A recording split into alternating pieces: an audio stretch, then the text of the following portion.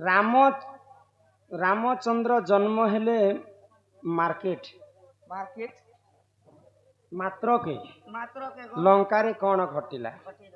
লঙ্কারে রাম যেତେବେଳେ জন্ম হেলে লঙ্কারে কাଣା ঘটিଥିଲା জানিছ কাଣା মানে গো রাবଣ স্বପ୍ନା ଦେଖୁଥିଲା ଯେ ତାର ଛାନି କୁଆ ମାନେ ବସିକି ରାବୁଥିଲେ ହଁ ତାପରେ କୋଇଲି ମାନେ ତାର ଛାନି କୁଆ ବସିକରି ମାନେ ଗାଉଲେ 33 କୋଟି ଯୋଗନି ଦିସଲା କେତେ ତେ- ଅଶୁଭ ଲକ୍ଷଣ ମାନେ ଦିସିଥିବା ହଁ ସବୁ ଦେବା ଦେବୀ ତାର ଦ୍ୱାରରେ କାନ୍ଦୁଥିଲେ ହଁ ହଁ ଶୃଗାଳ ମାନେ ଆହାର ଆହା ରାବ ଦଉଥିଲେ ହଇ ଗো ଯେ ରାବଣ ଜାଣି ପାଇଲା ଯେ କିଛି ନା କିଛି ଗୋଟେ ଅଘଟଣ ଘଟବାର ଅଛି ତ ଇ ଦୃଶ୍ୟଟା ସ୍ୱପ୍ନ ରୂପରେ ଦେଖିଥିଲା ରାବଣ ହଁ ହଁ ରାମଚନ୍ଦ୍ର ଯେନ୍ ଦିନେ ଜନ୍ମ ହେଲେ ହଇ ଗো ତାଙ୍କୁ ଆମର କଳା ସାଂସ୍କୃତିକ ଅନୁଷ୍ଠାନ ତରଫରୁ ବିଶେଷ ବିଶେଷ ଧନ୍ୟବାଦ ଯେ କଲା ଏଟା ବି ହେତି ଅମା ଅନ୍ଧାର ଦେଖो ମୁଇ ପଢେ ଦେଖ ଅମା ଅନ୍ଧାର ଘୋର ନିଶି ନିସି ପୂର୍ଣ୍ଣିମା ଏକାଦଶୀ ତିଥି ବିଧବା ନାରୀ ରଜବତୀ ବନେ କାନ୍ଦୁଛି ତାର ପତି ସିନ୍ଦୁର ଅଛି ତାର କପାଳେ ବିଧବା ବିଧବା ହେଲା କେତେବେଳେ ସମୁଦ୍ର ମନ୍ଥନ ହେଲା ସମୟରେ ଦେବଦେବ ମହାଦେବ ବିଷ ଖାଇଥିଲେ କି ନି ହଁ ହଁ ଆଜି ନାଗବାଛା କଲେ ଯେ ସମସ୍ତେ ଆମେ ବିଷ ଧାରଣ କନୁ କି ନି ହଇ ମହାଦେବ ବି ଦିନେ ବିଷ ଖାଇକରି ମୂର୍ଚ୍ଛାଗତ ହେଇଗଲେ ହଇ ତ ମା ପାର୍ବତୀ ମୋର ସ୍ୱାମୀ ମରିଗଲେ ନ ବୋଲିକରି କାନ୍ଦୁଥିଲେ ହଁ ବୁଝିପାରୁଛ ହଇ ଗো ତ ଯେତେବେଳେ ପାର୍ବତୀ ମରିଗଲେ ନ ବୋଲିକରି କାନ୍ଦୁଥିଲେ ହଁ ମା ପାର୍ବତୀ ବିଧବା ଅବସ୍ଥା ହେଇଯାଇଥିଲେ ନା ମୋର ସ୍ୱାମୀ ମରିଗଲା ବୋଲିକରି ପୂର୍ଣ୍ଣିମା ଦିନେ ଏକାଦଶୀ ବିଧବା ନାରୀ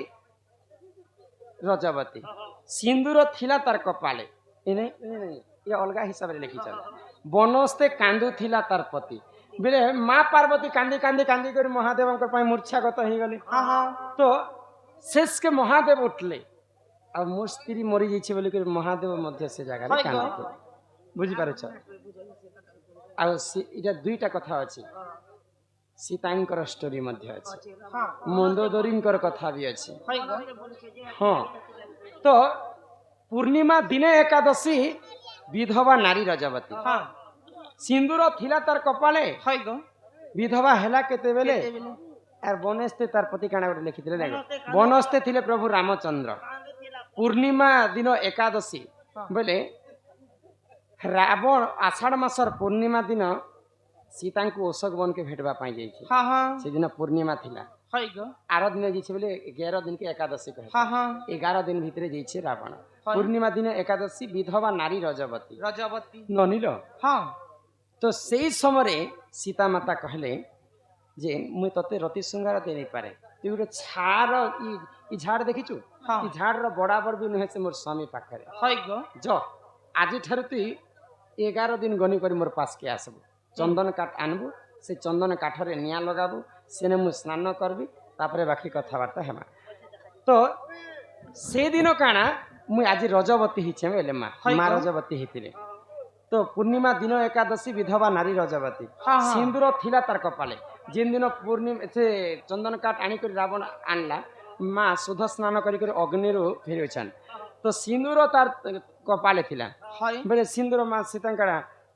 ବିଧବା କେନ୍ତା କରି ହେଇଥିଲେ ରାବଣ ଯେତେବେଳେ ଚୋରି କରିଥିଲା ଏନ୍ତା ହାତକେ ଧରିଥିଲା କି ସୀତା ସବୁ ଶଙ୍ଖା ଭାଙ୍ଗି ଯାଇଥିଲା ସୀତାଙ୍କର ସେଟା ବିଧବା ଅବସ୍ଥା ହେଇଯାଇଥିଲେ ମା ହଇ ଗো ତ ସେଇ ମା ରଜବତୀ ହେଇଥିଲେ ହଁ ସିନ୍ଦୁର ଥିଲା ତାର କପାଳେ କପାଲେ ସିନ୍ଦୁର ତ ମା ସୀତା କେତେବେଳେ ବି ନେଇ ଖୋଲିତେ ସିନ୍ଦୁର ଥିଲା ତାର କପାଳେ ବିଧବା ହେଲା ସେତେବେଳେ ରାବଣ ଯେନ୍ ଦିନ ଏନ୍ତା ହାତକେ ଧରିଥିଲା ସୀତାଙ୍କର ହାତର ଶଙ୍ଖା ଭାଙ୍ଗି ଯାଇଥିଲା ବେଳକୁ ତାକୁ ବିଧବା ବୋଲିକରି କୁହାଯାଇଥିଲା ଫେରେ ରାବଣ ଚୁରେ ନେଲା ବେଲେ ସବୁ ଅଲଙ୍କାର ଫେର ଫିକୁ ବି ଥିଲେ ଗো ମା ସୀତା କଣ ମାନେ ଫିକଲେ ପାଞ୍ଚ ଫିକଲେ ସବୁ ସବୁ ସବୁ ଜିନିଷ ଫିକଲେ ଏଇଟା ସେ କଥାକେ ଏଟା ଲେଖିଛି ସେ କଥା ନନିଲ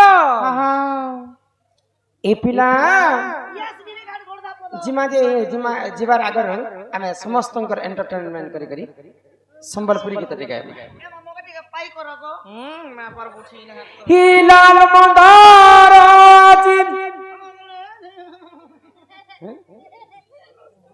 অলগা দিশুছ গুটি মুকুলা বালে যে গো বানিছা মুই খুঁজি ছমলি মিস ইউ